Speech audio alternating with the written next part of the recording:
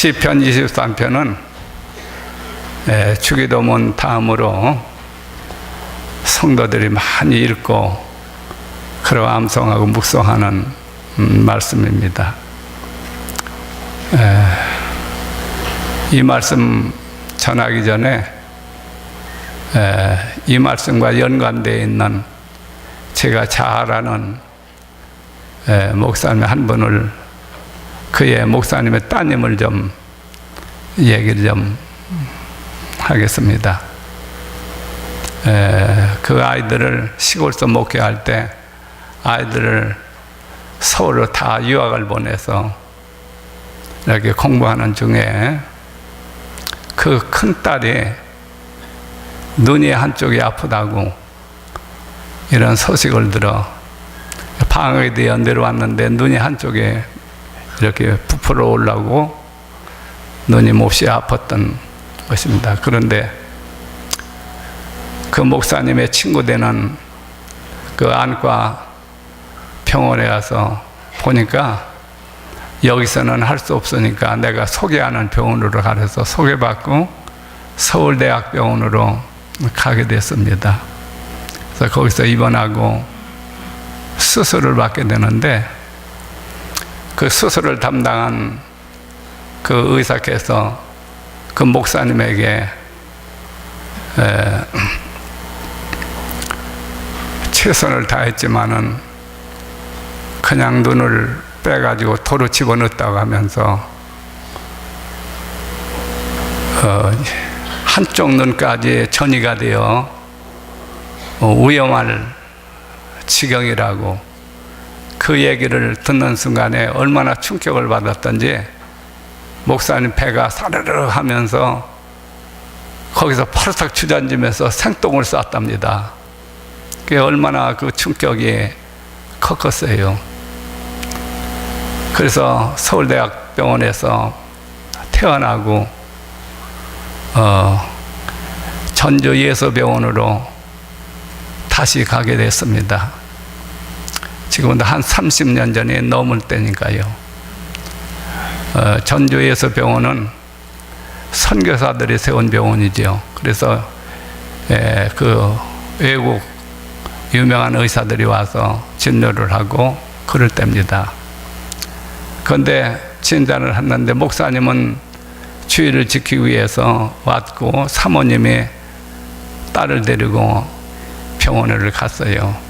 그런데 진찰을 해보니까 서울대학병원하고 똑같은 진찰이 나왔습니다. 목사님이 이제 사모님이 목사님하고 의논하기 위해서 와가지고서 목사님도 사모님도 마음에 다 두려움과 공포와 근심에 굉장히 참 두려워하고 있습니다. 그때 목사님께서 사모님을 위로하기 위해서 시편 23편을 펴놓고 그 말씀을 쭉 설명을 하는 가운데 그렇게 불안하고 두려웠던 마음이 싹 사라지면서 마음에 평안한 마음이 오면서 기쁨이 와요. 그리고 사모님은 그 아이 있는 전주병원으로 갔습니다. 그런데 기적이 일어났어요. 사모님이 목사님과 밤새 이야기하고 이 시편 23편을 읽어가면서 설명할 때 평안이 오고, 그런 목사님은 새벽에 새벽 기도를 마치고 돌아와서 잠깐 잠을 자는 가운데 교회 지하에 지구정이 하나 뚫어졌는데 그 지구정으로 털도 나지 않고 아직 눈도 뜨지 않은 쥐 새끼가 뚝뚝뚝 이렇게 떨어지는 광경을 보았습니다. 그러면서 해석이 되는 거예요. 우리 딸의 눈 속에는 암이 떨어진다. 꿈속에서도 그 해석이 되면서 그 꿈을 꾸고 났는데 얼마나 마음이 기쁘고 우리 딸은 하나님의 치유다, 하나님의 은혜로 낫는다 확신을 하고서 그 병원에 갔습니다. 그런데 그 딸은 건강하게 자라서 목사님과 결혼을 해서 지금은 목회를 잘하고 있는 사모님이 계십니다. 오늘 이 말씀 23편을 여러분 보시면서 내게도 그런 기적이 일어날 수 있다, 내게도 그런 은혜를 받을 수가 있다, 여러분 믿으시고 은혜가 되시기를 바랍니다. 마음이 상한 사람들, 질병으로 고통을 받고 있는 사람들, 우울증에 시달리고 있는 사람들, 밤잠을 이루지 못하는 사람들, 사업에 어려움을 겪고 있는 사람들, 재책으로 고민하고 있는 사람들이 이 말씀을 읽으면서 위로를 받고 용기와 희망을 갖는 말씀인 줄 믿습니다. 그리고 이 말씀 한 절절 구절 보면은 나, 내라는 말씀이 단어가 14번이 나와요. 그 내, 너라는 말을 갖다가니 여러분들 개인의 이름을 한번 붙여서 1절을 한번 읽어보세요. 같이요. 요한은 김영태의 목자니 형태의 부족함이 없으리로다. 내, 너 여러분들의 이름으로 듣고 부르시면서 많이 읽어보시면 새 힘이 생길 줄 믿습니다. 다윗 왕이 인생 말년에 영감을 받아서 기록한 다윗의 신앙 고백이고 간증의 말씀입니다.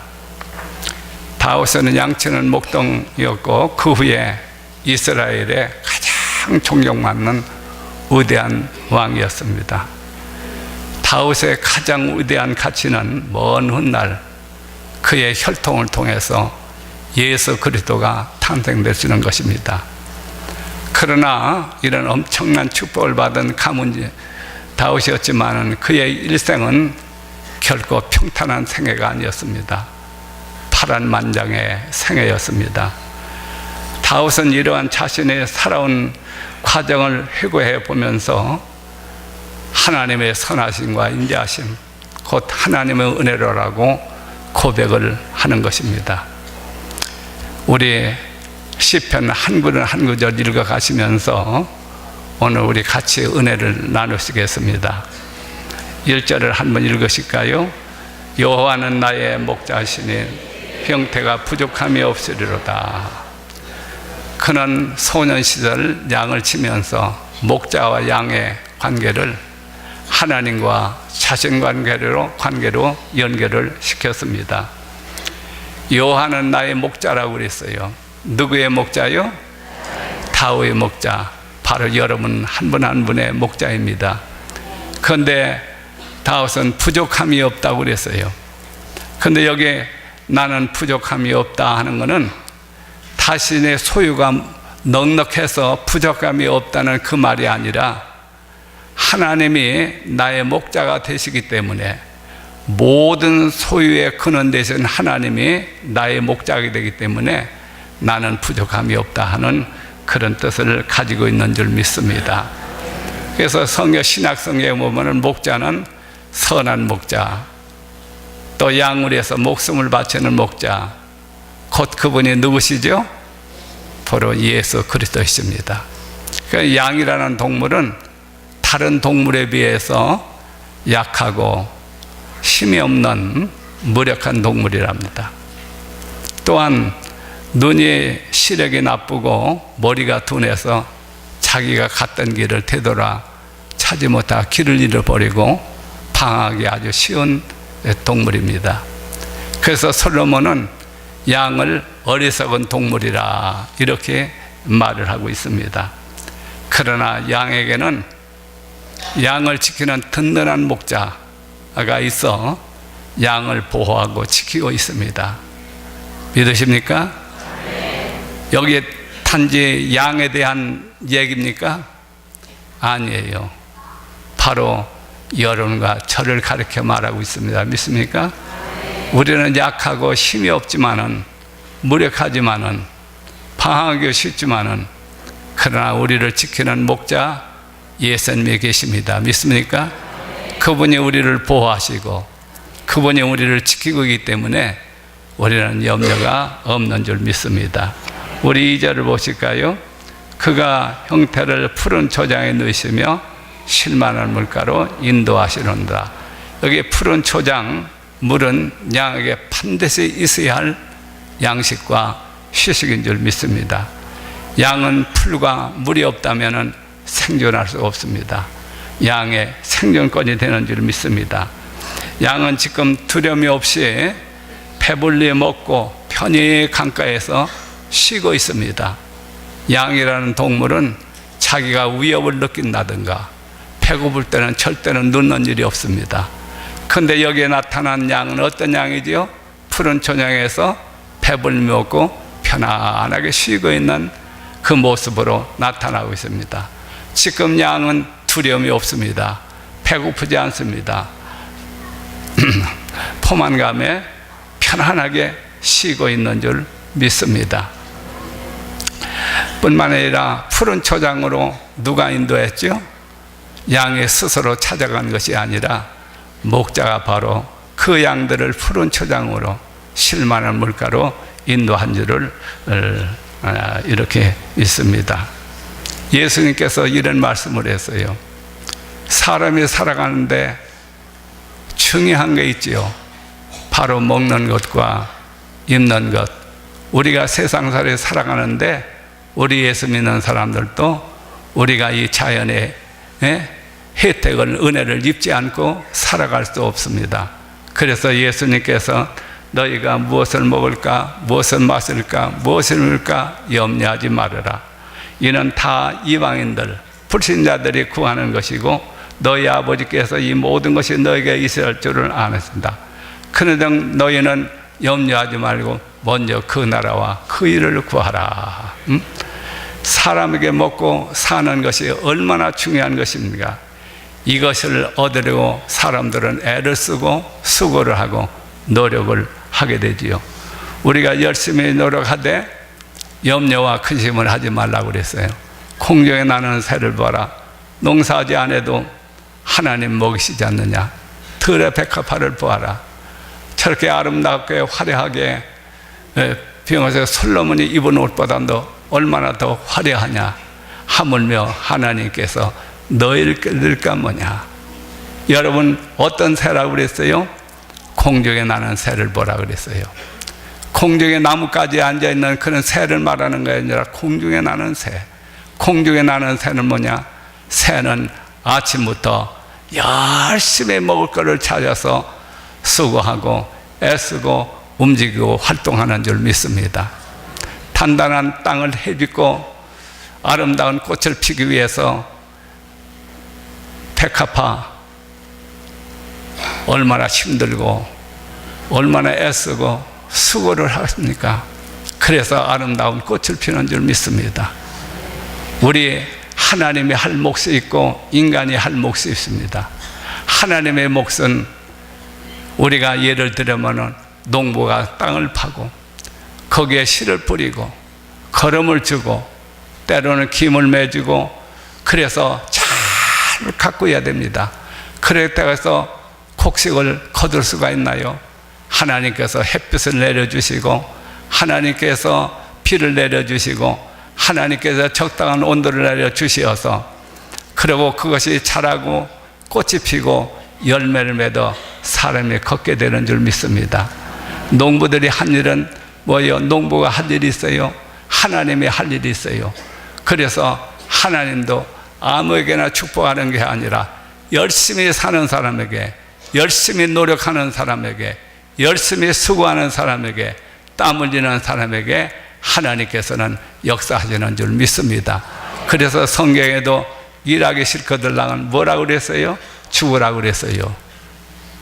우리 예수 믿는 사람은 부지런하게 열심히 뭐든지 해야 됩니다. 믿습니까? 직업에는 귀천이 없어요. 파지를 주셔도 괜찮아요. 다른 천하다고 생각하는 것도 해도 괜찮아요. 왜요? 내가 당당하여요. 하나님 앞에서 우리는 옳은 직업, 남에게 해가만 되지 않는 직업이라면 어떤 직업이든 다 귀합니다. 왜요? 하나님이 그렇게 해야 그 사람 먹고 산다고 주님 말씀을 했습니다. 내가 인간의 노력을 부지런하게 하면은 하나님께서 반드시 하나님의 몫으로 하나님께서 그에게 복을 내려주실 줄 믿습니다.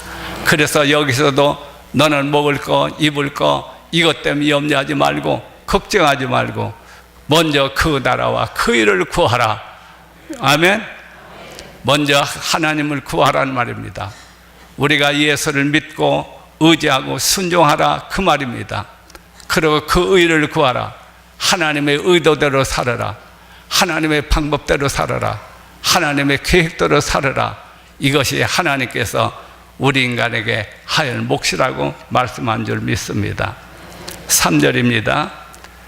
형태의 영혼을 소생시키시고 자기 이름 위하여 의의 길로 인도하시는 도다. 여기 보면 영혼을 소생시킨다 하셨는데 소생이라는 말은 회복, 부흥, 새롭게 한다는 그런 의미를 담고 있습니다. 영혼을 소생시켰다고 그랬지요. 고린도후서 5장 17절에 누구든지 그리스도 예수 안에 있는 자는 새로운 피조물이라. 옛것은 지나가고 보라 새 것이 되었도다. 하나님께서 우주 만물을 창조하실 때 말씀으로 창조했습니다. 하늘아 있을 때 하늘이 생기고 땅이 있으라 할 때 땅이 생기고 모든 만물을 말씀으로 창조했지만은 사람만은 특수한 방법으로 하나님이 창조했어요. 흙을 빚어서 그 흙 속에다가 당신의 생긴 생명을 불어넣으니 생명이 된 바로 그것이 사람이었던 줄 믿습니다. 그러나 인간의 최초인 아담이 범죄하는 순간에 하나님의 생기는 빠져버리고 흙덩어리인 육체만 남은 것이 바로 인간입니다. 그러니까 인간은 세상에 태어날 때 살아서 태어나는 것이 아니라 이미 죽은 상태로 태어나는 겁니다. 믿으십니까? 그래서 인간은 살았다 했지만은 실상은 죽은 거예요. 그래서 성경은 뭐라든가 인간은 죄와 허물로 죽은 자라고 그랬습니다. 죄와 허물로 죽었던 우리를 하나님께서 죄와 허물로 죽은 우리 인간을 살려야 되겠다 하고 하나님이 어떤 일을 하셨습니까? 하나님이 엄청난 일을 하셨는데 하나님이 인간이 되어 세상에 내려오십니다. 그분이 누구십니까? 우리의 구세주 예수 그리스도인 줄 믿습니다. 이분이 와서 우리 죽었던 영혼을 다시 살려냈습니다. 그래서 그리스도 예수 안에 자는 새로운 피조물, 우리 예수를 믿는 사람은 여러분과 저는 새롭게 창조된 새 피조물이 된 줄을 믿습니다. 내가 오는 것은 양으로 하여금 생명을 주되 더 풍성한 생명을 주기 위해서 오셨다고 그랬어요. 그러니까 예수님께서는 죽었던 우리를 살리시려고 오신 분이 바로 우리 구세주 예수님인 줄 믿습니다. 이렇게 영혼을 소생시킨 하나님께서는 우리에게 되어 당신의 명예와 당신의 이름을 위해서 우리로 하여금 의의 길을 걷게 하시는 줄 믿습니다. 여러분, 자식이 잘 돼야, 부모가 잘 돼야 자식이 잘 돼야 부모의 명예가 되는 게 아십니까? 만일에 자식이 잘못돼 보여 그러면은 부모는 부끄러운 줄을 믿습니다. 우리 기독교인들이 잘 풀리고 잘 돼야 하나님께 영광이 되어지는 줄 믿습니다. 그래서 우리가 하나님의 의도대로, 하나님의 계획대로, 하나님의 법대로, 하나님의 방법대로 가르쳐 주신 대로 의의 길을 걸어야 될 줄 믿습니다. 그래야 하나님께서 우리에게 축복하시고 은혜를 주시는 줄 믿습니다. 우리의 4절을 함께 읽을까요? 형태가 사망의 은총한 골짜기로 다닐 때도 해를 두려워하지 않을 것은 주께서 형태와 함께 하심이라. 주의 지팡이와 막대기가 형태를 안위할 것이라. 우리는 이스라엘의 역사를 너무나 잘 알고 있습니다. 애굽 400년 긴 종살이에서 해방을 받아 하나님이 약속한 가나안 땅으로 저들은 출발을 했습니다. 그러나 그들이 도착한 곳은 젖과 꿀이 흐르는 하나님이 약속한 땅이 아니었습니다. 사람이 도저히 살 수 없는 모래와 사막, 끝없이 펼쳐진 광야였던 것입니다. 이런 곳에서 저들이 어떻게 살아갈 수 있습니까? 그것도 한두 달이 아니고 40년이라는 긴 세월 동안 이 광야에서 살게 되었던 것입니다. 그러나 그곳에는 사람만 있었던 것이 아니라 바로 출애굽을 시켰던 하나님 여호와께서 그들 가운데 계셨던 줄 믿습니다. 임마누엘의 축복입니다. 이 척박한 광야에서 하나님께서는 그 백성들을 위해서 어떤 일을 하셨습니까? 바위를 해서 생수가 솟아나게 해서 그 물을 마시게 하였고, 그리고 새벽마다 하늘에서 비같이 만나를 내려서 40년 동안은 이스라엘 백성들을 먹여 살렸습니다. 하나님께서 낮에는 구름기둥을 보내서 강렬하게 내려 쬐이는 태양의 빛을 막아서 그늘을 지게 하고 그 그늘을 시에게 덮지 않도록 이렇게 하나님 보호하고 지켜서, 밤에는 하나님께서 불기둥을 보내서 춥지 않고 어둡지 않게 그들을 보호하고 지키고 인도했습니다. 하나님께서 율법을 보내주셔서 하나님 말씀을 듣도록 하셨고, 하나님께서 성막을 지어서 그들로 하여금 그곳에서 하나님을 예배하고 하나님께 기도하고 하나님께 교제하도록 이런 역사를 하셨던 것입니다. 이렇게 하나님은 그 백성들에게 위해서 완벽하게 일을 한 게 보세요. 여러분 생각해 보세요. 얼마나 놀랍고 신비한 일이겠습니까? 광야에서 죽을 줄만 알았는데, 비참하고 처절해 줄 줄만 알았는데 사실은 그렇지를 않았습니다.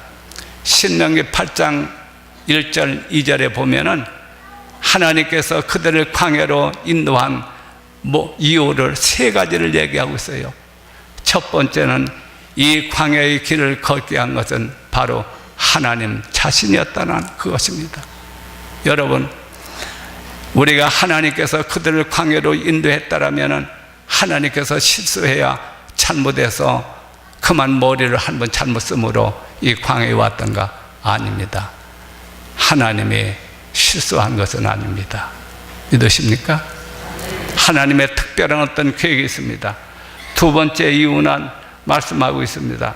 백성들을 낮추시고 시험하기 위해서 이곳으로 오게 한 것입니다. 그들은 400년 동안 애굽 속에서 살면서 애굽의 종교, 애굽의 문화, 애굽의 관습, 애굽의 정신으로 다 오염되어 다 세속화되고 말았습니다. 이런 오염된 백성을 하나님의 약속한 약속의 땅으로 인도할 수는 없었던 것입니다. 그러므로 하나님께서는 이스라엘 백성들을 약속의 땅의 주인공을 만들기 위해서 하나님께서 광야로 데려가서 거기서 낮추시고 시험하시고 하나님 말씀을 순종하는가 아니하는가 그런 것들을 보기 위해서 우리 하나님께서는 이들을 훈련하고 그러고 이들을 단련시키고 그랬던 것입니다. 그래서 광야를 걷게 한 것입니다. 세 번째 이유를 말씀합니다. 하나님만 바라보고 살으라는 거예요. 나같이 하나님만 바라보고 살아라. 하나님만 신뢰하고 살아라. 하나님만 의지하고 살아라. 이거를 보여주기 위한 것입니다. 사실 광야는 농사도 지을 수 없는 거예요. 짐승도 기를 수 없는 거예요. 다른 방법으로는 도저히 살아갈 수 없어요. 40년 동안 그들은 하나님의 놀라운 기적과 하나님의 놀라운 은혜로만 살았던 것입니다. 이런 것들을 다 보여주기 위해서 그랬던 것입니다. 광야의 생활은 그들에게 결코 저주가 아니었습니다. 오히려 그들에게 축복이었습니다. 그들은 광야에서 하나님께서 자기들과 함께 한다는 것을 저들은 보았습니다. 하나님이 얼마나 자기네들을 사랑하고 있다는 것을 깨달았습니다.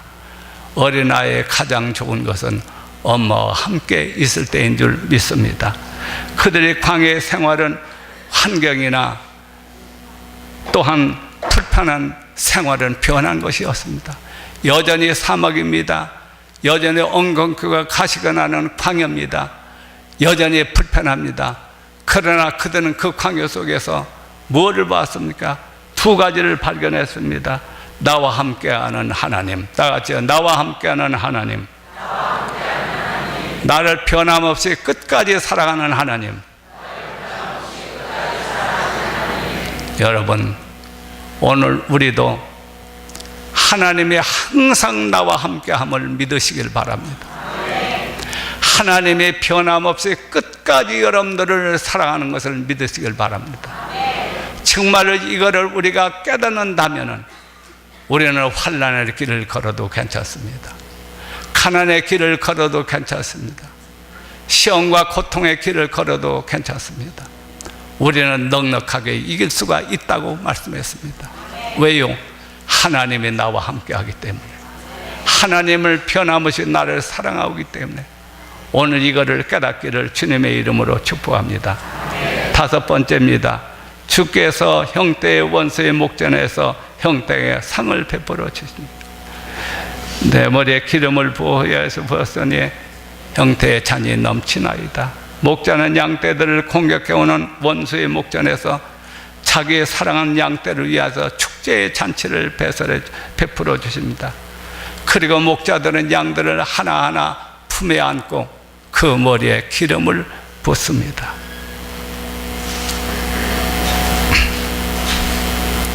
요셉 잘 아시죠? 애굽의 종으로 팔려 처참하게 살던 그가 하나님이 그를 높여주었습니다. 애굽의 총리로 세워 나라를 살리고 자기 가족을 살리는 이런 명예로운 일들을 하도록 하나님께서는 그에게 원수의 목전에서 이런 축복을 주었습니다. 바벨론의 포로로 잡혀갔던 다니엘, 원수의 나라에서 하나님께서는 그에게 놀라운 상급을, 은혜를 주셨던 줄 믿습니다.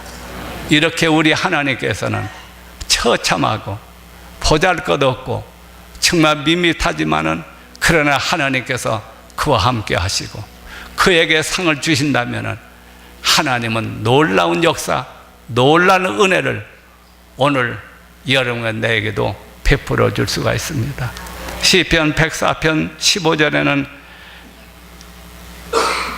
사람의 마음을 즐겁게 하는 기름과 포도주와 사람의 얼굴을 윤답게 하는 기름과 사람의 마음을 힘있게 하는 양식을 준다고 말씀하고 있습니다. 믿으십니까?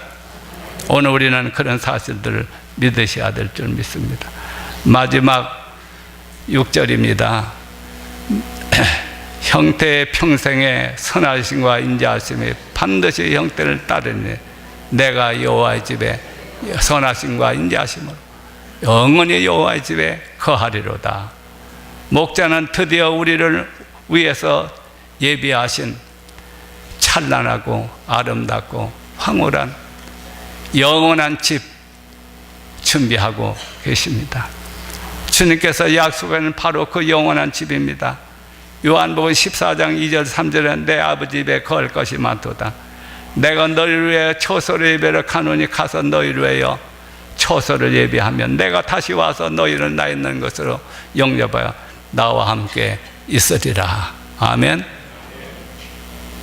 우리는 주께서 준비하신 집에서 영원히 하나님과 함께 행복할 것입니다.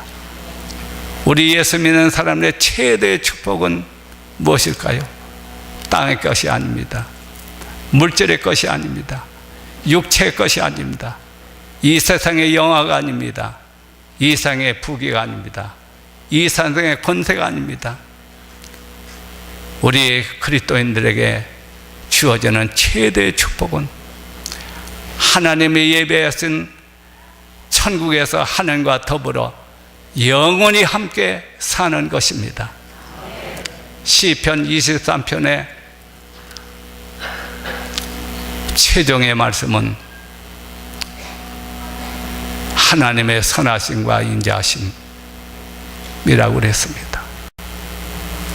인간의 어떤 공로나 인간의 어떤 수고나 인간의 어떤 차질이 있어서 이렇게 하나님의 엄청난 축복, 하나님의 영원한 그 집에 가는 것은 인간의 노력에 의해서 되는 거다. 전적인 하나님의 선하심과 인자하심, 곧 하나님의 은혜로 하늘의 집이 주어지는 줄 믿습니다.